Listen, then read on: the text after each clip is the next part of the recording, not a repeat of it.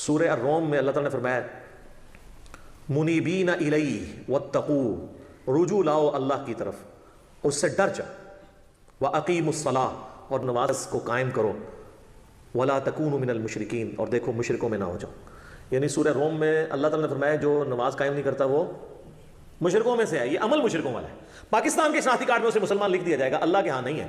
اور پھر جو صحیح مسلم میں 246 نمبر حدیث ہے، ترمذی میں بھی موجود ہے کہ بندے کے کفر اور اسلام، شرک اور ایمان کے درمیان فرق نماز ہے۔ جناب جامعہ ترمذی میں موجود ہے، ایک تابعی ہیں سیدنا عبداللہ بن شقیق، وہ فرماتے ہیں کہ صحابہ اکرام ترک نماز کے علاوہ کسی اور گناہ کو کفر نہیں سمجھتے تھے سوائے ترک نماز کے۔ صحابہ اکرام یعنی ترک نماز کرنے والے کو کافر سمجھا کرتے تھے۔ آپ کے شناختی کارڈ مسلمان ہی ہے، وہ اس سے کوئی فرق نہیں پڑتا، آپ جتنا مرضی کہتے رہے۔ پھر جامعہ ترمذی میں حدیث ہے جس نے جان بوجھ کے نماز چھوڑ دی، اللہ کا ذمہ اس سے اٹھ گیا، اس نے کفر کیا، عملاً وہ کافر ہے۔ ہم عقیدے میں اسے کافر نہیں کہتے اعتقاداً، لیکن عملاً تو کافر ہے۔ تو آپ نے عملاً کفر کے ساتھ اللہ کے سامنے پیش ہونا ہے، نعوذ باللہ من ذالک۔ پھر سنن ابی داؤد میں حدیث ہے قیامت والے دن سب سے پہلے نماز کے بارے میں سوال ہوگا، اگر وہ اس سوال میں فلاح پا گیا تو وہ فلاح پا گیا، اور اگر وہ اسی میں فیل ہو گیا تو اگلے سوالات میں بھی فیل ہو گیا۔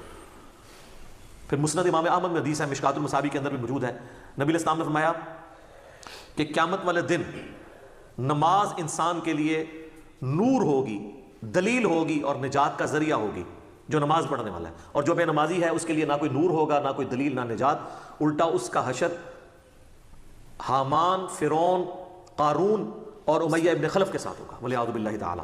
اللہم اجرنا من النار، اللہم من احییتہ منا فاحیہ علی الاسلام، ومن توفیتہ منا فتوفہ علی الایمان۔ سنن ابن ماجہ میں حدیث ہے، ابو درداء رضی اللہ تعالیٰ عنہ کہتے ہیں مجھے میرے خلیل محمد رسول اللہ نے یہ نصیحت کی تھی کہ اللہ کے ساتھ شرک نہ کرنا، خواہ تمہارے ٹکڑے ٹکڑے کر دیے جائیں یا تمہیں آگ میں زندہ جلا دیا جائے، شرک نہ کرنا۔ اور دوسری وصیت کیا کی؟ آپ صلی اللہ علیہ وسلم نے فرمایا کہ جان بوجھ کر کبھی نماز نہ ترک کرنا ورنہ اللہ کا ذمہ تمہارے معاملے میں اٹھ جائے گا۔ اور تیسرا فرمایا کہ شراب نہ پینا یہ تمام برائیوں کی جڑ، بولے اعوذ باللہ تعالی۔ تو اب یہ کئی لوگ کلپ دیکھیں گے، چاہے وہ کورونا کے ڈر سے ہی دیکھ لیں، ان کے لیے میں آسانی کے طور پہ نماز کی ترغیب کے اعتبار سے بتا دوں کہ میرے بھائیوں دن رات میں صرف 17 رکعتیں آپ پڑھ لیں تو کتابوں کے خدا نے ہمیں جو بتایا نا، آپ کی پرسش کوئی نہیں ہونی، صرف 17 رکعتیں، 2 فجر کی، 4 ظہر کی، 4 عصر کی، 3 مغرب کی، 4 عشاء کی۔ باقی سب نفلی باتیں آپ انہیں سنت مؤکدہ کہہ دیں، آپ انہیں وطر کہہ دیں، آپ نوافل کہہ دیں۔ جو اوبلیگیٹری نماز ہے نا، جس کی پرسش ہونی ہے، وہ 17 رکعتیں ہیں، جس پہ سنی شیعہ کا اجماع ہے۔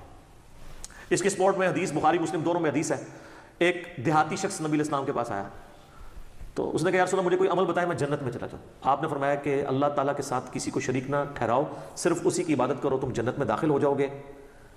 5 وقت کی فرض نماز کو قائم رکھو، فرض زکوٰۃ ادا کرو اور فرض روزے رکھو۔ حج اس وقت تک فرض نہیں ہوا تھا۔ یہ 4 باتیں آپ نے ارشاد فرمائی۔ شرک نہیں کرنا، شرک پہلی چیز ہے پائی جی جس تو بچنا ہے۔ اس کے بعد نماز، فرض زکوٰۃ اور فرض روزے۔ تو اس نے کہا یا رسول اللہ نہ میں اس میں کوئی زیادہ کروں گا نہ اس میں کوئی کمی کروں گا، یعنی میں نے سے زیادہ بھی نہیں پڑھنی، کم بھی نہیں پڑھوں گا۔ اور یہ بات کہتا ہوا وہاں سے نکل گیا۔ نبی علیہ السلام فرمایا کسی نے جنتی کو دیکھنا ہے، اس شخص کو دیکھ لے۔ اچھا، اسی کو سپورٹیو ایک اور طریقہ ہے بخاری اور مسلم میں، وہی بخاری مسلم دونوں میں ہے کہ ایک اس طرح نجد کا رہنے والا ایک پینڈو شخص جو پراندہ حالت تھی جس کی حضور کے پاس آیا، تو وہ اس لیے آیا کہ اللہ کے نبی علیہ السلام کے اوپر ایمان لے کر آئے۔ تو اس نے پوچھا یا رسول اللہ بتائیں اسلام کیا ہے؟ تو آپ نے فرمایا اسلام یہ ہے کہ تم 5 وقت کی فرض نماز کو قائم رکھو۔ اس نے کہا یا رسول اللہ فرض کے علاوہ بھی ہے کچھ؟ فرمایا ہاں نفل ہیں، وہ تمہاری مرضی، اگر پڑھنا چاہو تو پڑھ لو، نہیں پڑھنا چاہتے نہ پڑھو۔ اور یاد رکھیے گا احادیث میں سنت کی ٹرم یوز نہیں ہوتی ہے، یہ محدثین کی ٹرم ہے۔ سنتیں جو ہم موقدہ پڑھتے ہیں ان کو بھی نفل کہا جاتا ہے، نفل ان کہا جاتا ہے اضافی نماز۔